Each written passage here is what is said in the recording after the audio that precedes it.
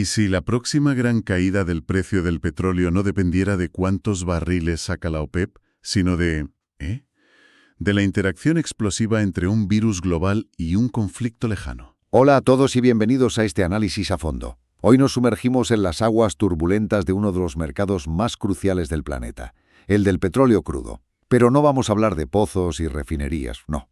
Tenemos sobre la mesa una investigación empírica de Sarit Maitra, que actúa casi como una autopsia de los últimos años. Intenta descifrar el impacto de la incertidumbre económica, del riesgo geopolítico e incluso de las pandemias. Nuestra misión, es desentrañar qué es lo que realmente importa para un inversor. O bueno, para cualquiera que intente entender la economía global yendo mucho más allá de los titulares de siempre. Vamos a desgranar esto. Y es una misión fundamental, Porque choca de frente con una de las ideas más clásicas de la economía, la famosa hipótesis de los mercados eficientes. Esa que dice que los precios ya lo reflejan todo, ¿no? Exacto. Esa teoría tan elegante que en la práctica, no siempre funciona. Y el mercado energético es la prueba viviente de que la realidad es mucho, mucho más caótica. Como dice el propio documento, hay demasiadas variables, demasiadas fuerzas tirando en direcciones opuestas. Este análisis es un intento valiente de poner un poco de orden en ese caos. Para que nos hagamos una idea de la escala, el mercado global del petróleo mueve más de 1,7 billones de dólares. O sea, su precio nos afecta a todos, queramos o no. Lo que este estudio propone es que para entender su rentabilidad, a la que llama ROC o Return on Crude Oil, pues no basta con mirar los factores de siempre. Claro, hay que meter en la coctelera ingredientes mucho más modernos y casi etéreos. Habla de la incertidumbre sobre la política económica global, el índice GEPU, el riesgo geopolítico, el GPR y el protagonista inesperado de nuestra era, el índice de incertidumbre por una pandemia mundial, el WUPI. Y aquí es donde, como analista, me salta la primera alarma. Es la pregunta del millón. ¿Cómo se miden conceptos tan abstractos? O sea, ¿cómo mides la incertidumbre o el riesgo? Suena muy subjetivo. Sí, es un buen punto. Corremos el peligro de construir un castillo matemático muy sofisticado sobre cimientos de arena, basándonos en datos que, en el fondo, son interpretaciones de noticias, de sentimientos. Si la base es blanda, todo el edificio se puede venir abajo. Es la pregunta clave, y el estudio se la toma muy en serio. No se inventa los datos de la nada. Se apoya en índices que ya están establecidos y son públicos. La mayoría de los datos económicos, por ejemplo, vienen de la base de datos de la Reserva Federal, la FRED, que es, el estándar de oro en este campo. Vale. Y para el riesgo geopolítico utiliza el índice GPR, que básicamente funciona como un sismógrafo de tensiones internacionales. Mide la frecuencia con la que la prensa mundial habla de conflictos. Que es un buen punto de partida, desde luego, usar fuentes consolidadas. Pero no deja de ser un proxy, una aproximación. El riesgo real puede ser altísimo aunque la prensa no hable de USMs. O al revés, es una limitación que hay que tener siempre en mente al mirar los resultados, ¿no? Totalmente. Pero lo interesante es que no se conforman con coger los datos y ya está. Les hacen una especie de control de calidad estadístico. Se aseguran de que estos factores son realmente independientes y no están midiendo en el fondo la misma cosa. Evitan un problema llamado multicolinealidad, que sería como intentar resolver un puzzle donde varias piezas son casi idénticas. Es un intento muy riguroso de cuantificar lo que parece incuantificable. De acuerdo. El esfuerzo por la rigurosidad metodológica es evidente, y ese control de calidad es indispensable. Aún así, insisto, son sombras de la realidad, no la realidad misma. Pero sigamos, porque si la selección de datos ya es compleja, el método que usan para analizarlos es, de otro nivel. Aquí es donde la cosa se pone realmente interesante. En vez de usar un análisis tradicional que nos diría el efecto promedio de estos factores, el estudio usa una cosa llamada regresión cuantil simultánea, o SQR. El nombre ya asusta un poco. Sí, pero la analogía es sencilla. Imagina una cosecha. Un análisis normal te diría cómo afecta la lluvia a la cosecha en general, de media. Pero el SQR es mucho más preciso. Te dice cómo afecta la lluvia durante los días de sequía extrema, cómo afectan los días normales y cómo afecta durante una inundación. Ah, ya veo. permite ver el impacto en los extremos. Exacto. Aplica esa lógica al mercado del petróleo. No solo analiza el efecto del miedo, por ejemplo, en un día normal. Diferencia su impacto cuando el mercado está en caída libre frente a cuando está en plena euforia alcista. Y es que el efecto no tiene por qué ser el mismo, claro. Por eso usan el SQR, para analizar el impacto de cada factor en diferentes cuantiles, es decir, en distintos tramos de la rentabilidad del petróleo. Desde los peores momentos, el 10% de días con mayores caídas, hasta los mejores, el 10% de días con mayores subidas. La complejidad es notable, sin duda. Permite captar matices que un análisis de promedio se perdería por completo. Sin embargo, el propio artículo reconoce, y este es un punto de honestidad académica que se agradece, que no hay acuerdo sobre los métodos más eficaces para este tipo de análisis. Cierto. Y aquí me pregunto, ¿este enfoque tan sofisticado aporta claridad real o es un ejercicio académico que complica aún más el panorama? A veces, al añadir tantos factores y una metodología tan enrevesada, corres el riesgo de sobreajustar el modelo al pasado. Es como crear una llave increíblemente compleja que abre perfectamente una cerradura, pero solo esa. Pero ahí está precisamente la defensa del autor. Él argumenta que los modelos anteriores se quedaban cortos por su simplicidad. La realidad de los últimos años es demasiado compleja para explicarla con 2 o 3 variables. Y lo más novedoso no es solo el número de factores, sino que introduce lo que llama términos de interacción. ¿Y eso qué significa exactamente? Pues que el modelo no se pregunta solo cómo afecta una pandemia por un lado y cómo afecta un riesgo geopolítico por otro. Se hace la pregunta clave. ¿Qué ocurre cuando una pandemia y un riesgo geopolítico suceden a la vez? Esa interacción es lo que podría explicar los movimientos más violentos y extremos del mercado. Es el efecto todo a la vez en todas partes de la economía. Esa es, para mí, la aportación más interesante. La idea de que los riesgos no solo se suman, sino que se multiplican. Es como mezclar 2 químicos que por separado son inofensivos, pero juntos crean una reacción explosiva. Exacto, un factor de riesgo puede ser manejable, pero si lo combinas con otro, el efecto puede ser exponencial. Si el modelo realmente logra capturar eso, entonces toda la complejidad metodológica está justificada.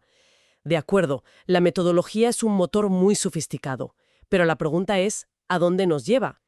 ¿Qué descubrieron que no supiéramos ya? Pues nos lleva a varias sorpresas y alguna confirmación. Empecemos por lo más intuitivo.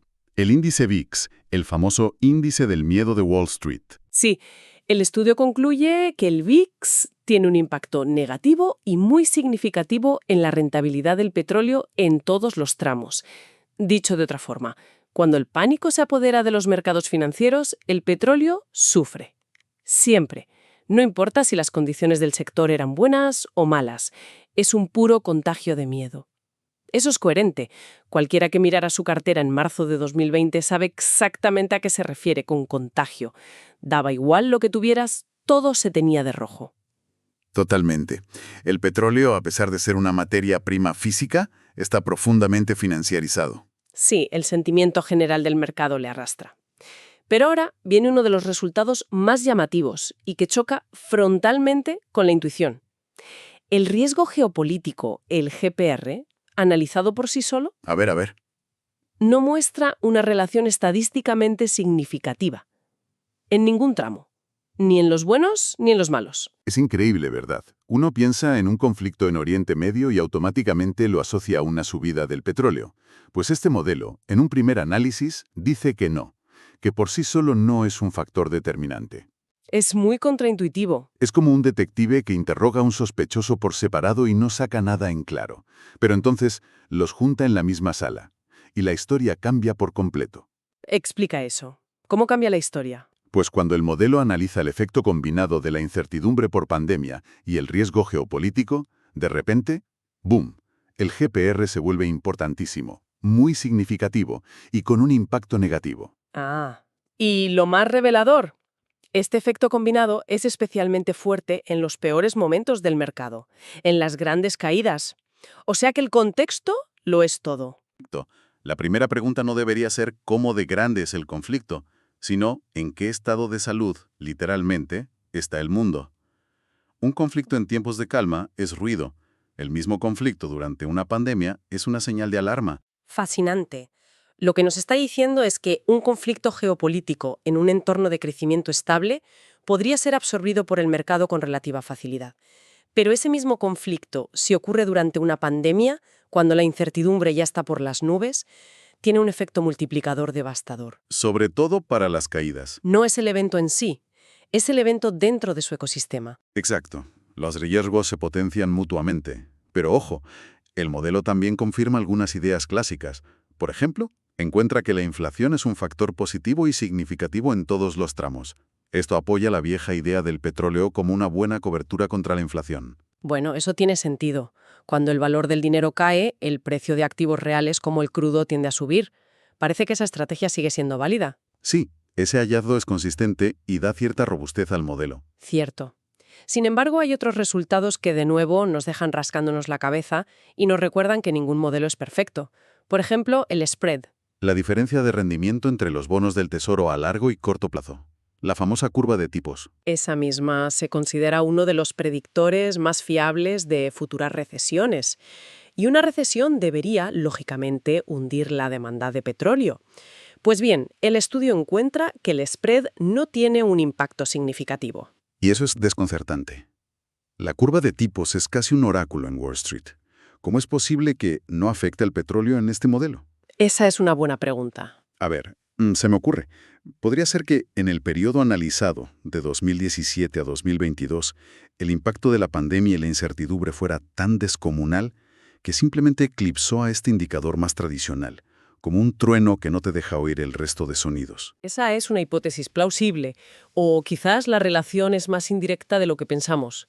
Tal vez la curva de tipos afecta primero a la confianza empresarial y esa confianza la que luego impacta en la demanda de petróleo meses después. Es una de esas preguntas intrigantes que el estudio deja abiertas y que demuestra que, a pesar de sus 12 factores, el puzzle sigue sin estar completo. Al final, la gran conclusión de todo este análisis es que la relación entre estos factores y el petróleo es asimétrica y no lineal. El impacto no es un interruptor de encendido y apagado, es más como un regulador de intensidad que cambia según el ambiente. Y sobre todo, nos alerta de algo importante. ¿El qué? Que en los momentos de pánico, en las grandes caídas, esa combinación de incertidumbre pandémica y riesgo geopolítico puede generar pérdidas mucho mayores de lo que un inversor esperaría basándose en modelos más simples. Y eso tiene implicaciones muy prácticas. Para un gestor de riesgos o un inversor particular significa que las estrategias de cobertura tienen que ser dinámicas. No puedes asumir que el petróleo se va a comportar igual en todos los escenarios. Desde luego. Sugiere que el petróleo puede ser una buena herramienta de diversificación, pero hay que entender que su personalidad, por así decirlo, cambia radicalmente según el contexto global. No se puede invertir en 2022 con las mismas reglas de 2019. Porque las interacciones entre los riesgos han cambiado por completo. Exacto. Y es crucial señalar las propias limitaciones que admite el estudio, algo que le da mucha credibilidad. Por ejemplo, detectó lo que llaman una ruptura estructural en los datos. ¿Qué es eso? En términos sencillos, es como si las reglas del juego hubieran cambiado tan drásticamente en 2020, con la pandemia y aquel día de precios negativos, que el modelo, entrenado con datos del pasado, se encontró de repente en un universo nuevo y no sabía cómo reaccionar. Ya veo. ¿El modelo se rompió?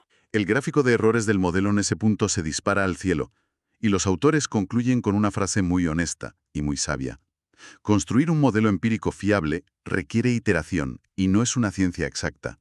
Esto es fundamental. Lo que este estudio nos deja es una lente muy poderosa para entender el pasado reciente, para hacer la autopsia del mercado entre 2017 y 2022, pero no una bola de cristal. Exacto. Quizás el siguiente paso en esta línea de investigación no sea solo analizar datos macro, que son datos sobre lo que ya ha pasado, sino encontrar formas de medir y modelar las expectativas de los inversores. Porque es ahí, en el miedo y la codicia sobre el futuro, donde realmente se cocina la volatilidad del presente. En resumen, si tuviéramos que destilar lo aprendido hoy, este análisis nos ha enseñado 3 cosas importantes.